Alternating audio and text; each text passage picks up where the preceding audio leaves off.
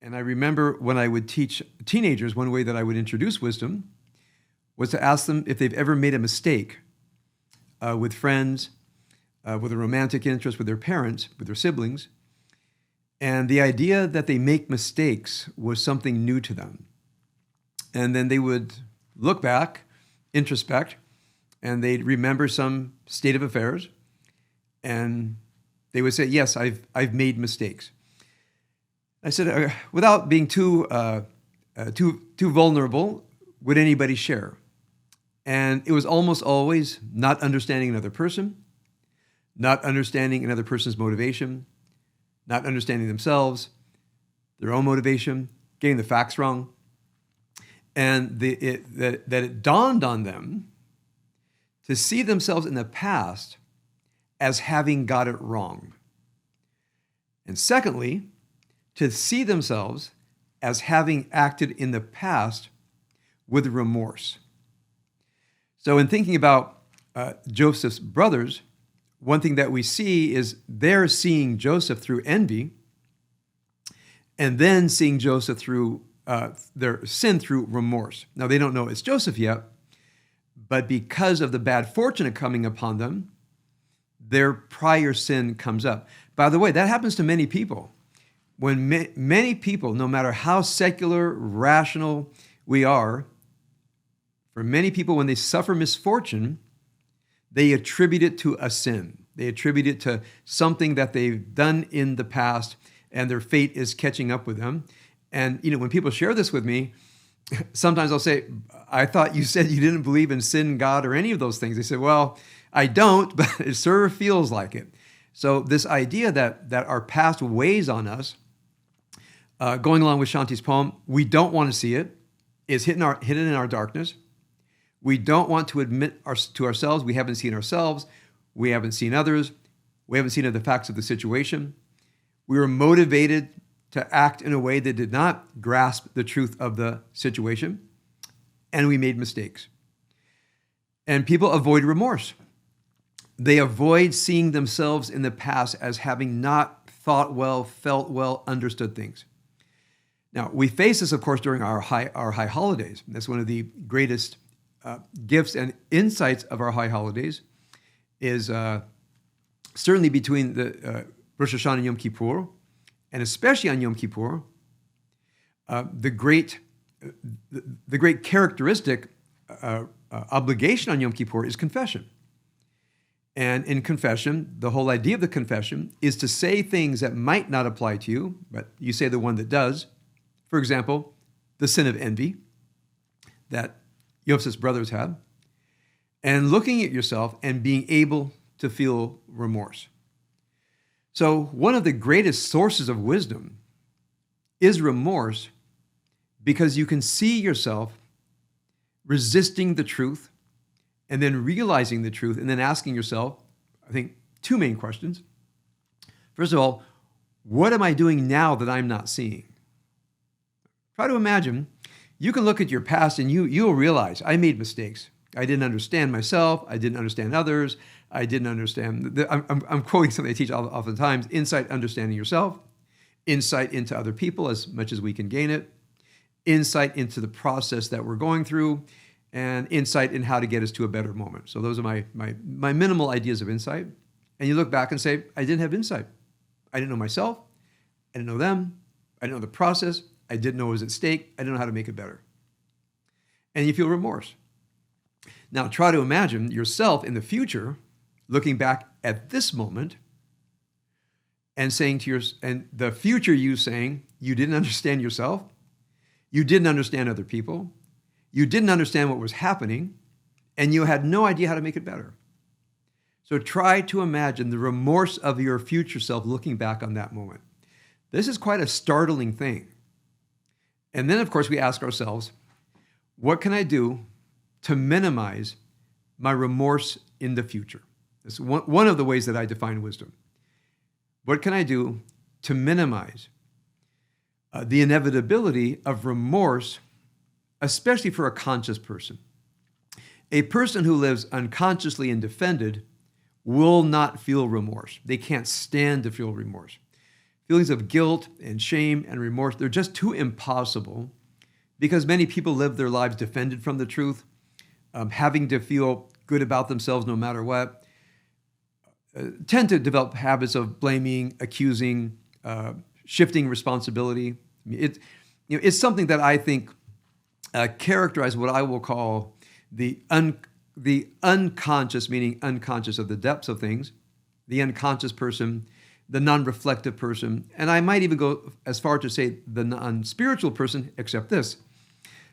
When I was beginning to meet people who, for lack of a better term, were into spirituality, and at the time it meant meditation and even something of a certain affect. I mean, I didn't know anything, from where I came from. I never met people like that, but I thought, well, they dress different, they talk different, they have different idioms, different metaphors. It's like when I moved from Long Beach up to Los Angeles, I had to learn just a different culture.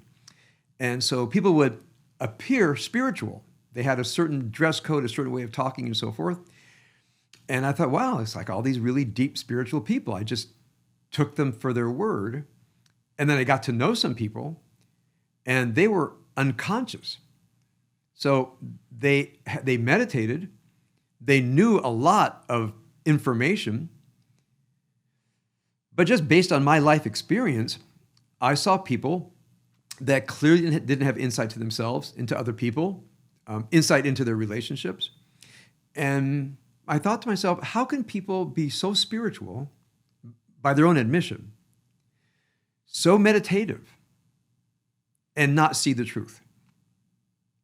It was a serious question for me because I truly was perplexed. I didn't understand it. And what I began to see was a person, again, this is, I'll say, a conclusion of past me, I'm going to say 40 years ago. And I came to a conclusion that people cultivated an identity by which they wanted to be recognized. A kind of an interpersonal currency. I'm this kind of person, and you can tell by the language I use, the jargon I use, the way I dress, my affect. It's as if people join a tribe. And then they're persuaded by their identity, meaning they believe in the identity that I think they have what's called unconsciously constructed. Now, in psychological theory, Jungian theory, this is called the persona. You all may remember that the word persona, as far as I assume Jung is right, persona means mask, which means it's the persona that you take on stage, and you dress up and you wear a mask and you act in the persona of the character. No, that's not you, it's the persona. So I think at least in my understanding of Western spirituality, there's always been an idea, a rough idea of the authentic self and the persona. It's never been well developed. I don't think it can be well developed because it is such an amorphous idea. But I think people intuitively grasp the idea that they're posturing, that they're presenting a persona, that they're doing something false for some reason, maybe to go along and get along. Maybe a person seeks approval. Maybe a person needs to project strength.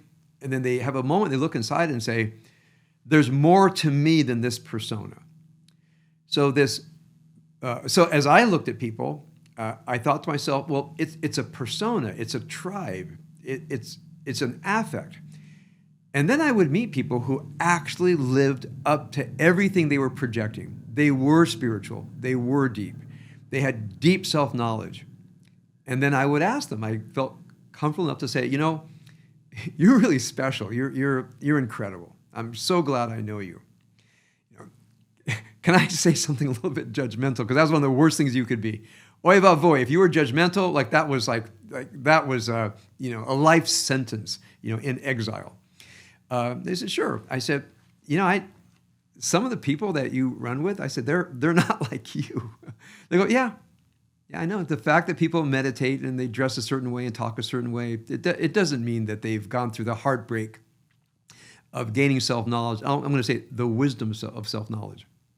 So inspired by this parsha, when I think about wisdom, of all the wisdom that I've said in my outline, I think I might want to run with this theme a few Shabbatot, certainly tomorrow morning. And that is the greatest thing I think we can study lifelong is wisdom in every one of its dimensions. For example, the wisdom on how to study Torah. Now, we are obviously not Orthodox. You would be signed in tonight. I don't think any of us are fundamentalists. I don't think we take dogma that seriously. I mean, I know what Jewish dogma is. I'm not dogmatic. I don't believe the text is divinely revealed from God. I'm not reading God's word. Certainly, I believe in the divine. I believe the divine channels through people. These are people who wrote the text that are touched by God. I think I understand how it became our holy text. It's not better than any other holy text. And I understand that at a certain point, you feel yourself in covenant with the text. And I think it's a wonderful thing to be in covenant with a text and go through life with other people in covenant with the text. Now, in covenant with the text means I'm not going to turn my back on the text if I don't like something the text says. That's part of what it means to be in covenant with other people. Covenant means, I remember thinking this when I was first studying interpretation theory, that we both correct the text and the text corrects us. And we stay engagement with the text. The text teaches me things about myself that I wouldn't know had I not studied this text in the various methods, especially the Jungian archetypal study of Torah, philosophic, anthropological, symbolic, so forth, all the skills I learned as a young person I brought to the text. And I've been, as it were, married to this text since I was a very young person. And it's never failed to bring enlightened to me as I, as it were, correct the text with my understanding that I think the text is wrong here. I mean, there are many, certainly moral failings in the text because it's from another time, and maybe people really didn't have their moral lights on. So the wisdom of being in covenant with a text and with a community of other people in covenant with the text and going through life with this container, it's not saying it's better than any other container, but I really don't know anything like it. I remember I officiated a wedding once, and a very deep philosophic person, and he wanted to know why I was a rabbi. He says, "Oh, you know philosophy. How can you be a religious person?" So I explained. I said, "There's a lot of philosophy on the human condition in the Bible. It presents it narratively, not syllogistically or in a strict philosophic manner." And I said, "So what's your text? Who are your people?" He said, "Well, I believe in philosophy." And I said, "So tell me what that's like." And you know what it was like? It was like lonely. It was like no community. It was like no rituals, no calendar, no being accountable to other readers of the text who would challenge each other as a way of life. And I say, I get it. You have a belief system that personally I didn't think was wise, meaning his belief system refused to acknowledge there's a way for a person who's pretty smart, understands things, non-dogmatic, doesn't take things by authority, but I find beauty in engaging this tradition. And I think that was a wise choice on my part, especially when I look at the 40, 45 years or so that I've been engaged in this. So even being, again, first, I'm speaking for all of us here. We're not dogmatic. We're not orthodox. We don't buy things on authority, but we are searching for depth. We are searching for insight. And as a community, we've chosen this path. I think that's an act of wisdom about yourself, about how to read a text, what it means to go through life, as it were, in covenant with the text and in covenant with other people. So even that, for me, as I've been thinking about this, is an act of wisdom. So this idea of wisdom, of what it means for us here, first of all, remember my primary wisdom is insight into myself, others, in the process of things, trying to make things better, meaning wisdom is actionable. I should always be testing my wisdom. But the point of wisdom, as I wrote in my Shabbat update, is phronesis in Greek, which means practical, pragmatic action to make things better. A person who can't make things better might be knowledgeable, but they're not wise. If we go to Bezalel in the book of Exodus, they can't build a tabernacle. See, Bezalel could see the image of the tabernacle, and he could build one. So a person says, yeah, I can see the design. I have no idea how to get this done. Say, okay, so you're really knowledgeable. You're on the team. Thank you so much. Is there anybody that can see the whole thing and render it from a metaphysical idea to practical application on how we build our world and how we build our relationships? So the last thing I want to say here is I'm moving toward my topic, and I think I'll talk about it more tomorrow and on other days. When I every time I counsel, I keep coming back to this phrase: precision in language is the beginning of salvation. Now, poetic language, depth language, that's really great, really for uncovering depth. However, when a deep person has a problem with another deep person, and there's conflict, and there's disappointment and anger, you might get an insight from poetry, but if you want, or Torah, or depth, or philosophy, but if you want to work that out, I think the best tool you're going to have is precision in language. Meaning at some point, you have to say exactly what you mean, and no more and no less, and no metaphors, and be on the lookout for your narrative. Joseph's brothers, envy. Just say to yourself, I'm feeling so envious of my brother. I'm feeling so heartbroken that my father prefers my brother.